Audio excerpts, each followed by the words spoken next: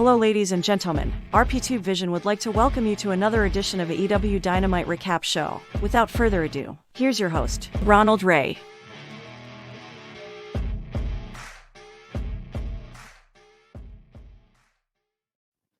Hello, ma'ams and sirs, and thank you for tuning in to this week's AEW Dynamite Recap Show.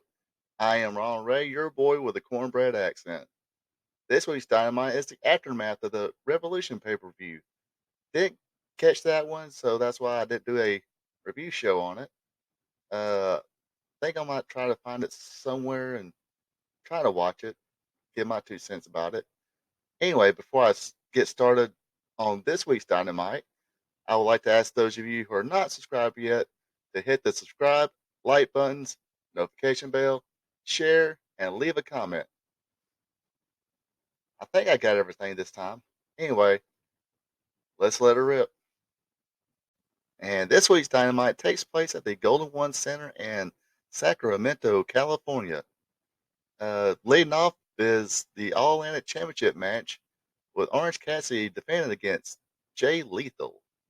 As Lethal was coming to the ring, the officials stopped Lethal's crew from coming to ringside to make sure this rubber match is a one-on-one contest. A little filling out process. Cassidy getting the better of things, utilizing the side headlock takedowns. Uh, they got back up, exchanged counters. The action spills outside the ring. Cassidy put some damage on Lethal's arm by running him into the ring post a couple times. But Lethal will gain control of the match after running Cassidy into the steel steps leg first. Uh, Lethal working on Cassidy's leg during this match, and Orange Cassidy really doing a good job selling the leg. He thought he's going for a comeback a little bit, counter suplexed each other. Then finally, Orange Cassidy hit the suplex, but was still selling the leg. So I say great job doing that. And it looked like Cassidy's energy was up and was going to go for a finisher, but Lethal must have hit the reverse button and slapped on a figure four. Cassidy would make it to the ropes. The finish came when Lethal went for a handspring cutter, but his arm gave way. Cassidy nailed the orange punch and got the win. So a successful title defense for Orange Cassidy here. But it doesn't end there. As some of the officials are coming in there to make sure Lethal didn't attack Cassidy anymore, Jeff Jarrett snuck in the ring and nails a stroke. Then hits Cassidy's knee with a guitar. Then the best friends come, make the save, and all's well. But it is time for next week. Jeff Jarrett against Orange Cassidy. More on that later. Ricky Starks comes in, makes his post-revolution promo, but winds up getting attacked by Juice Robinson, so that should be some decent matches between those two, or probably just one match.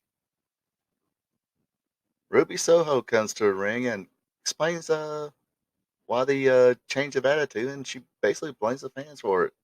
Say they booed her when Jamie Hayter defeated her and uh, begged Say Saraya to come back to the ring. Excuse me, uh, just to boo her after her first match. But Soho tells, hey, send her opponent to the ring, and uh, Sky Blue comes out, gets attacked from the get go. Soho rams Blue into the ring post, kicks her, rolls her back in the ring.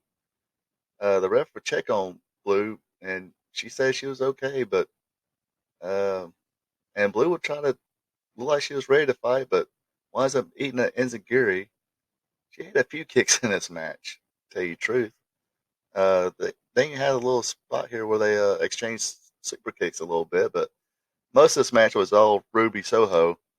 Uh, she would nail the destination unknown and winds up getting a pinfall victory. After that, Tony Storm and Saraya came out to the ring, and that was going to show Blue Sky that this match was brought to you by the letter L. And that was until Willow came in the ring to try and talk some sense and maybe make the save here, but Soho, along with Storm and Saray would wind up jumping on Willow, and they show her that this segment was brought to you by the letter L. Looks like FTR is back, full-time contracts and everything. They made another surprise return at Revolution. Uh, not, you know, won't go on that long. But anyway, FTR cuts a promo talking about how they want to put a whooping on the Guns. So that's definitely going to be some good matches there.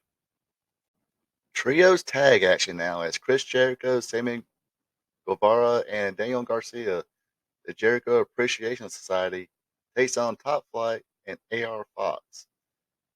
Fox and Jericho started things out. Fox avoids strikes, then hit the corner clothesline with a skinny cat corner sitting drop kick.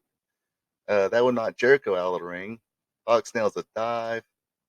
Uh, Fox and Top Flight with a solid advantage until the moment of distraction caused Darius to get a forearm from Guevara after he attempted a springboard move. Hot tag to AR Fox, and AR Fox just kept on nailing the springboard and jumping cutters for everyone. All six men would get involved. Hager wound up hitting Darius with a bat as the referee was distracted. Jericho would hit the Judas effect, giving the Jericho Appreciation Society the victory. After the match, Jericho grabs a mic and proclaims the Jericho Appreciation Society, namely him, Daniel Garcia, and Sammy Guevara are the number one contenders for the Trios Championship. He would call out the House of Black, say, "Hey, do one of those spectacular entrances y'all do."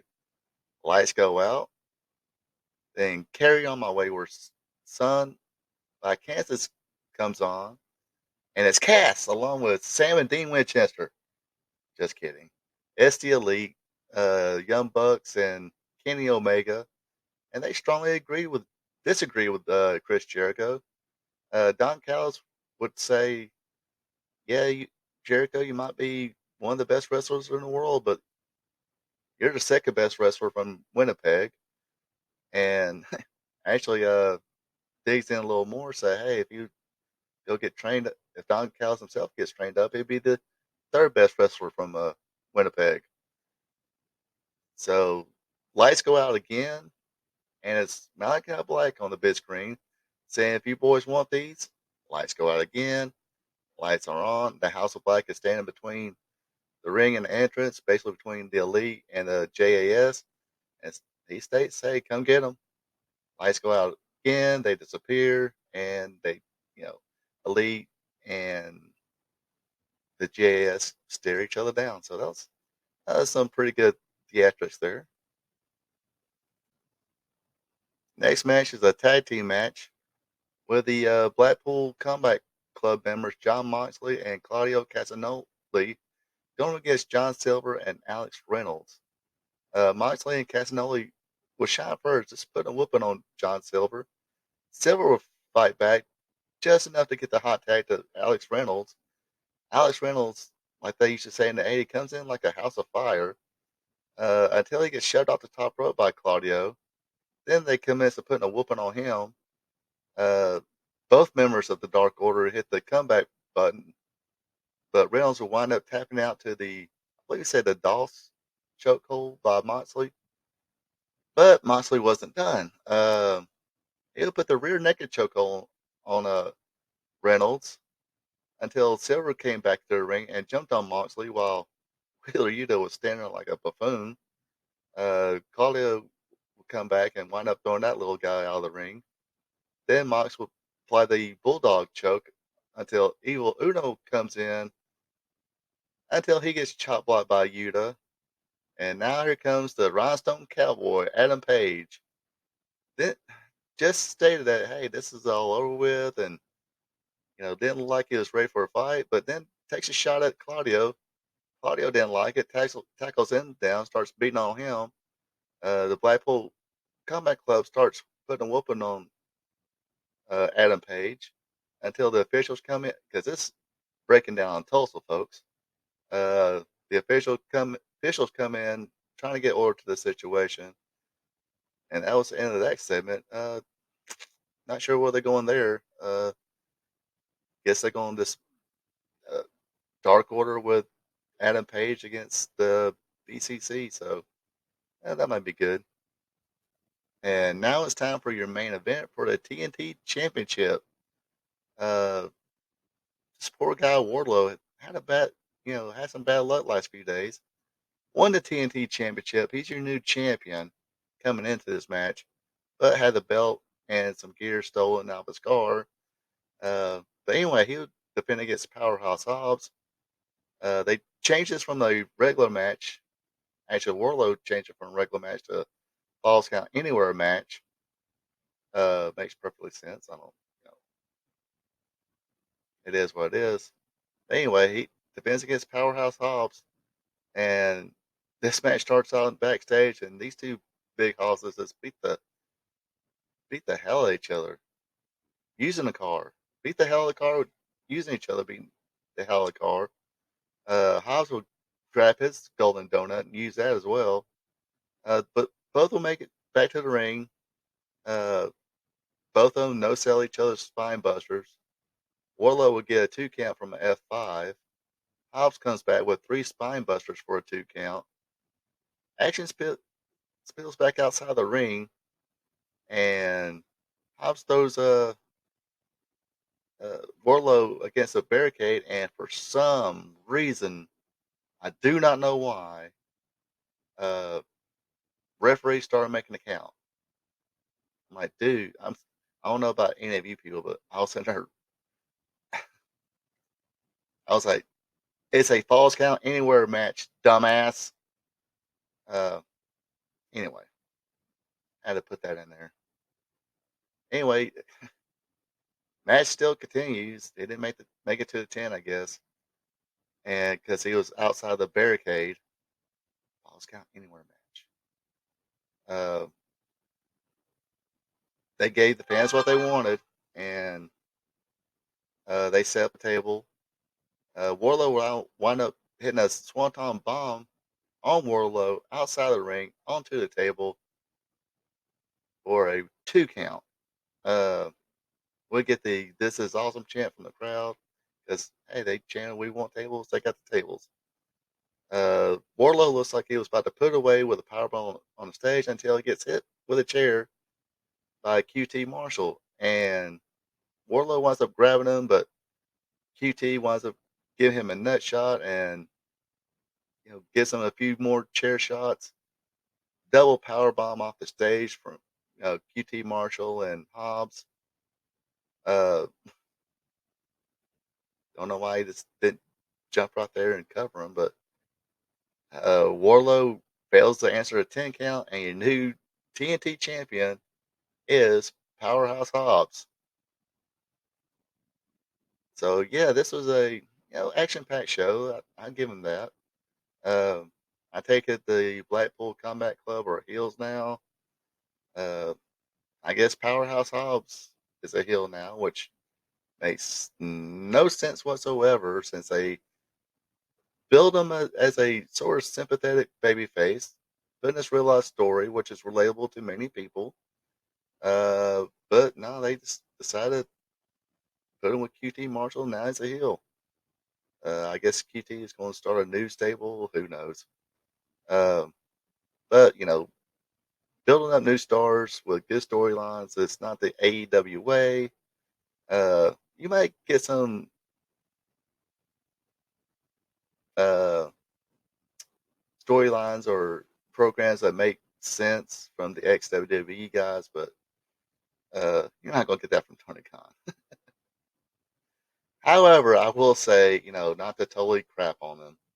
They do have good talent that can definitely bring it in the ring, and that's what they did. It's all about in ring work, high flying moves, all that good stuff.